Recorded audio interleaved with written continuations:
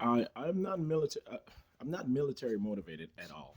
To be all honest with you, but I do understand the purpose for military and what it serves as in the grand scheme of things. All right.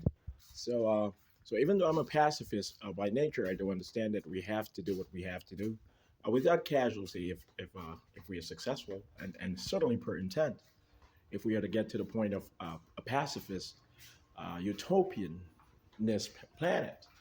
All right, heaven on earth before we actually ascend into heaven, as we are certainly to believe. But yeah, so NATO is going to have an official parliament. Right now, the NATO Parliamentary Assembly is advisory, consultative. It does not have any sort of power, leverage, or enforcement abilities. It does not have any implementation abilities regarding law, policy, or any sort of regulation, rule, code, or directive or order. But it's going to evolve over time, and it's going to be the NATO Parliament, and it's going to be located. The headquarters, the actual building, the structure is going to be hosted and located permanently in New York City or the surrounding area. So possibly even in Connecticut or even Long Island. So, but it's going to be expressly located. It's going to be expressly active, and it's going to be expressly functional when it's created. I say within 20, 25, 30 years. It's going to take a while for NATO to actually gain a political and legislative like, parliament. And certainly, it's not going to create law. It's going to create regulation within the constraint of international law, United Nations law. Okay. So NATO is not going to be a political union, an economic union, or even a military union. It's not. It's never going to get to that point. Okay. So it's going to be called a NATO Parliament, and but it's okay. They say, well, why would you call it a NATO Parliament if it's not going to have any sort of union-like abilities? Because it's going to be a test. It's going to be a test moving forward for all countries, within NATO and outside of NATO. It's going to be expressly noted as not having any sort of political, economic, social, or financial, or other powers other than the regulation of military activities, as noted of NATO, the North Atlantic Treaty Organization, and its member states. That's all it's going to say. It's going to allow the member states to create policy and to create directives and to create initiatives within the scheme of NATO recognized United Nations laws, and all laws of the United Nations in the future, the United Nations world government in the future, will be mandated as recognized by NATO, or NATO will be dissolved. Okay, but NATO is still necessary, for the time being. Or we imagine that NATO is going to exist for another century, and then it's going to be dissolved when the United Nations world government has a security apparatus globally that's going to prevent us from ever getting to the point of global warfare, or especially nuclear warfare. We're going to put an end to that. But the United States government is going to remain the leader and sheriff as military and as manager of the United Nations in secret and expressly, for the most part, locally.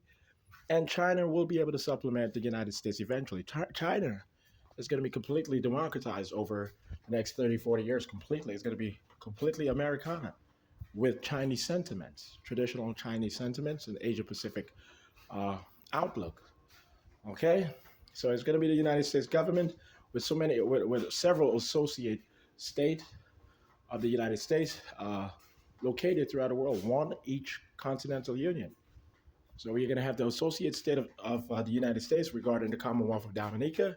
That's going to be established within a few years. We're going to have the associate state of the United States regarding the Republic of Seychelles, and we are going to have the associate state of the United States regarding the Republic of Vanuatu. Okay? And we're going to have the associate state of the United States, Israel. And that's gonna be the fourth associate state of the United States, Israel.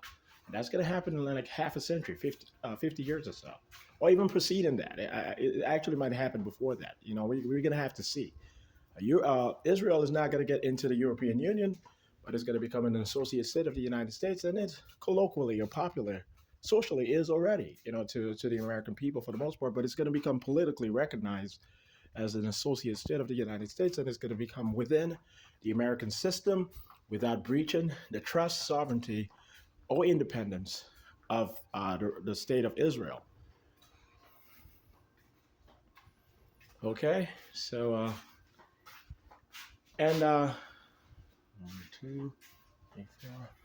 And so they argue. So which one of the European Union member states are going to become an associate state of the United States? And then what we're going to have to say, hold up, we're going to have to figure this out.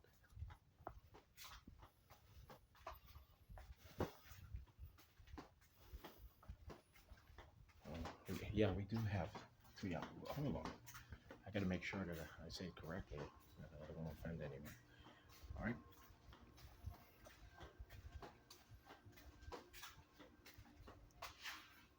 Scotland. Okay, so Scotland will be separated from the United Kingdom of Great Britain for good after becoming independent and sovereign, after joining the European Union. Scotland is going to become the fifth, and that's it, the fifth associate state of the United States, as intended. All right, so we're going to Americanize Scotland a bit. It's going to be America, Britain, in heritage and culture moving forward. We're going to provide it independence and sovereignty within the next 10, 15 years or so. It's going to have a referenda, the Scottish referenda, and it's actually going to say yes to secession, independence, and sovereignty, and being completely autonomous without, and joining the European Union without negating the British culture of the Scottish people. Okay, so or the British heritage of the Scottish people. That's not going to be confronted by the United States government or demanded whatsoever, meaning separating from British heritage. But Scotland has to become independent, and we have to designate it as a future associate state of the United States. And what does that mean? It means that it enters within the American system officially, systematically, and formally. Okay, so each and every one of the associate states, they're going to have residential national status within the United States, and then when outside of the United States. And what does that provide? It provides certain, international security protocols or privileges. It provides residential privilege. Actually, eventually, it'll allow people to nationals from associate states of the United States, when residents of the United States, to be able to actually vote in state elections and stuff of that nature, and eventually maybe even the federal elections and so forth. Yeah, eventually the states are going to have sort of leverage, and the political parties are going to fight over it, whether which state is actually going to say yes to nationals being able, associate state nationals or nationals of the United States being able to vote in state elections, until maybe later on when all nationals, residential nationals of the United States are capable of actually voting in federal elections. All right, by then everyone in the Americas, all residents of the Americas, will be considered bona fide citizens of the Americas, the whole hemisphere, standard and equal citizens, and receiving equal and standard protection and rights and privileges, including civil liberties and civic duties, toward the benefit of the government of the Americas, the governance of the Americas, the Union of the Americas, and its government. Okay, so yeah, all residents of the Union of the Americas from the get-go will be intended as being protected and voting for all open offices designated as within the government or the governance, the true governance of the Union of the Americas. So we're going to have to teach the world how to unionize, how to continentalize, how to integrate toward other continents becoming more proficient, or even setting forth their peculiarities, and eventually is going to help endow some sort of perspective, global citizenship or global society perspective, and integrate in the world. Eventually, there aren't going to be any borders recognizable other than on paper and in respecting national and continental patriotism, just social patriotism, nothing else. All right. So eventually, there aren't going to be any borders on the planet whatsoever. We're talking about a century from now, century and a half. We're going to have a real global society. I don't need to speak on that, but everyone reincarnates as we believe here with an Essential Intelligence Agency. And as I know, and us in the Essential Intelligence Agency actually know for a fact, but we like saying believe. We allow people to believe whatever they desire to believe, even in revealing top secret information. All right, and declassifying top secret information. And I am who I say I am. I have to say that consistently. I need complete trust that things are going to work out perfectly. Okay, guys? So, yeah, we're going to have a NATO Parliament. It's going to be located in the New York City metropolitan area. And then it's going to emerge over the next 20, 25 years or so.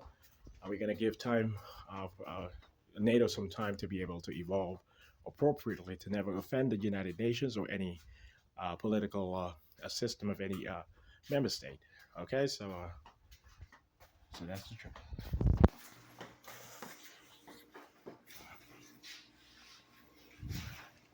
And please don't. And please see how humble I've had to be. Okay, regarding my house. So please don't be offended if you do see the documentation of my house in Coral Gables. It's an upper middle class house. Actually it's over $1 million. It's quite expensive because it's on near the University of Miami campus, Coral Gables.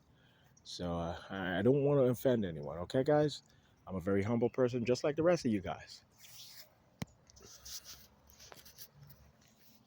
Okay, guys. So the NATO Parliament will prioritize uh, almost over all other things: ethics, humaneness, ethics at all times, and making sure that war crimes are are things